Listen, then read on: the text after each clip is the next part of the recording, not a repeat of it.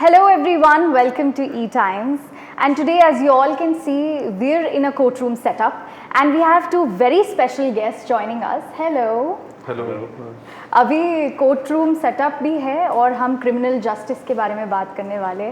So first of all, you know it's the season 3. So I want to know from both of you, you know season 1 लोगों ने बहुत पसंद किया है, season 2 again people have loved it, and now season 3 and this is the original, right? So what are your sort of expectations with the season 3? सबसे पहले तो हमारा ओरिजिनल है तो इसकी कॉपी वेस्ट में बने वो बनाए. Great. Season 3 criminal justice original BBC India की तरफ से. नहीं आप बताओ सर. नहीं बस आई थिंक उतनी ही मेहनत से हमने ये थर्ड सीजन बनाई है. I think you keep learning with each time, तो hopefully we brought those learnings in, and I think I think the promise is clear. There's a chance to see wonderful actors working together, a really, I think, well-written drama, and mixed with the emotion, a little bit of humor also that Madhav Mishra brings in, absolutely. and his personal life. So I think it's got lovely ingredients for the audiences who've liked, जिन्होंने पहले दो season को पसंद किया, hopefully उन्हें ये भी पसंद आएगा, hopefully ज़्यादा पसंद आएगा, and that is the effort we've made.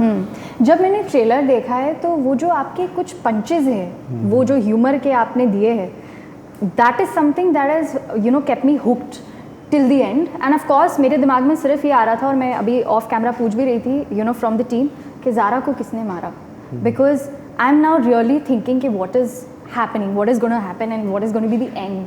Because और जो जैसे कि आपने बताया because of the ingredients, because of the humour and everything, और आपका जो कैरेक्टर है माधव का, seeing you as a lawyer with all that humour and everything, आपके सारे फैंस तो आपको इस रोल में बहुत ज़्यादा पसंद कर रहे हैं.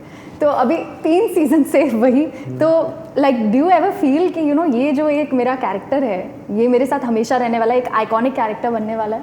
नहीं हम तो ईमानदारी से काम करते हैं. कहाँ मालूम है कौन आइकॉनिक बनेगा और कौन क्या हो, किसका क्या होगा. तो मैं ईमानदारी पूर्वक मेहनत से काम करते हैं. जितनी समझ है लोगों को पसंद आ जाता है तो फिर उसकी बात होती है, चर्चा होती है. कुछ किरदार, कुछ फिल्में नहीं पसंद आती हैं, कहानियाँ तो नहीं होती है. तो हमारे हाथ में बस कुछ है नहीं, मेहनत करो और आनंद लो.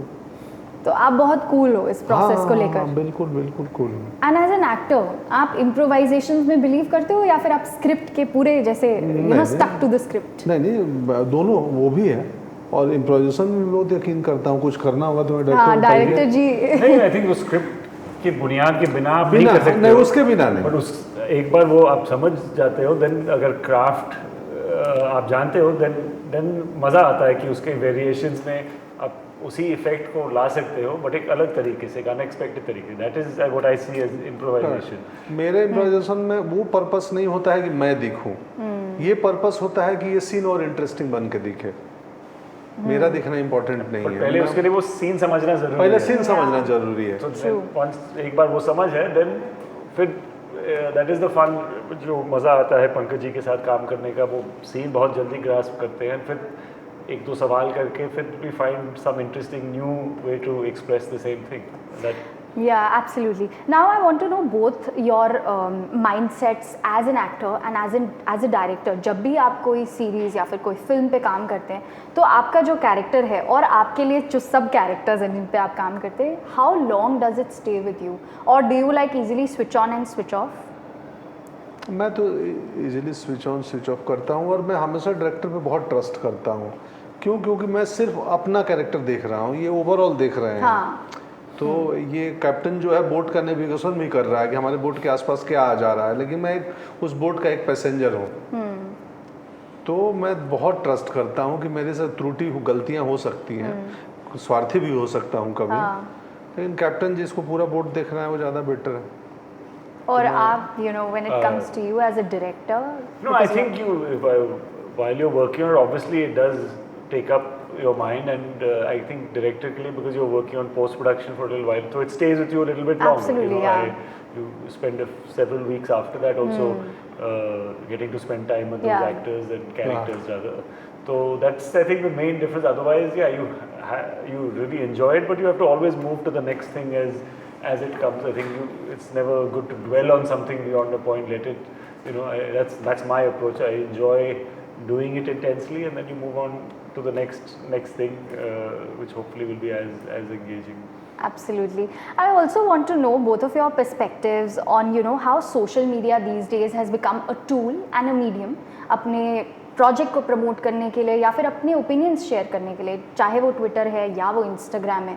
तो how do you look at that tool? And of course इतने सारे लोग हैं जिनके अलग अलग ओपिनियंस है, कोई आपके काम को पसंद करेंगे और कोई नहीं करेंगे. देखिए जी, सोशल मीडिया वो खेत है ना, खास करके ट्विटर, जहाँ कोई भी आपके आके किसी के खेत में पुदीना बो दे और फिर कोई दूसरा आए और उस पुदीना को निकाल के नींबू डाल के शरबत बना दे. तो कभी कभी सड़ भी जाता है. हाँ, और ख़त्म हो जाता है. तो वहाँ क्या है कि बहुत कमाल का मीडियम है. अब on a serious note, constructive बात हो तो बहुत चेंजेज ला सकते हैं. बहुत ऐसे दबे कुचले मुद्दे जिन पे कभी किसी का ध्यान नहीं जाता, सोशल मीडिया की वजह होने से सरकार से सिस्टम लोगों तक पहुंचता है, उसका हल भी निकलता है. बट उसका थोड़ा नाजायज इस्तेमाल हो तो वो उतना ही घातक भी है. कि अब अफवाहें बहुत जल्दी फैल जाती हैं कई बार उसकी वजह से. इसकी वजह से हमारे टाइटल भी अधूरा सच इस पार्टली, क्योंकि एक तरफ एक ट्रायल चल रहा है, एक तरफ एक मीडिया ट्रायल चल रहा है, एक सोशल मीडिया पे भी ट्रायल चल रहा है. तो it's about all those things that make things more complicated. But technology ऐसी चीज़ है जो वापस बॉक्स में नहीं चली जाती है. तो we have to learn how to use it. इसका इस्तेमाल कैसे सही तरह से करें. और आजकल जैसे हम देख रहे हैं, around us there's so much negativity that's there, when you see, people are talking about some movies and creating so much buzz about it in a negative way. So when you are coming out with a project as a director and of course आप, as an actor, तो आप, does it ever bother you कि, there's so much negativity already, what is going to happen to my project, or you're very confident कि, ये season 1 चला है, season 2 चला है, सीजन 3 तो लोग देखने ही वाले हैं because they very interested in my work. मुझे लगता है, देखिए, हम फिल्म इंडस्ट्री के, मैं तो स्पोक पर्सन तो है नहीं कि हम फिल्म इंडस्ट्री के सारे मुद्दों की जानकारी हमारे पास है या हम आंसर दे सकते हैं. हम अपने अनुभव से बातें कर सकते हैं या अपने शो अपने बारे में.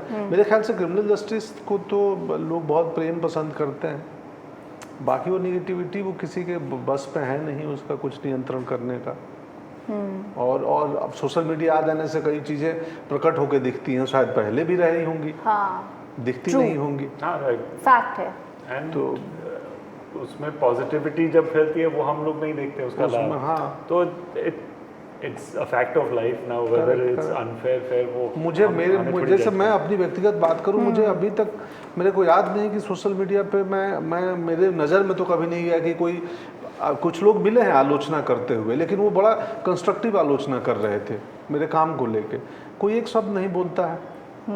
क्यों? ऐसा क्यों है? ऐसा तो है नहीं कि कोई मतलब मैंने कुछ अलग कर रखा है. और तो वो भी बहुत ज़रूरी है. क्या है ना, व्यक्ति का अगर सामाजिक जीवन है, पब्लिक लाइफ आप जी रहे हैं, तो आपका आचरण बड़ा इम्पोर्टेंट हो जाता है. आज के सुबह में से आचरण लेके बैठा हुआ है मेरे दिमाग में. कैरेक्टर वो बहुत ज़रूरी है.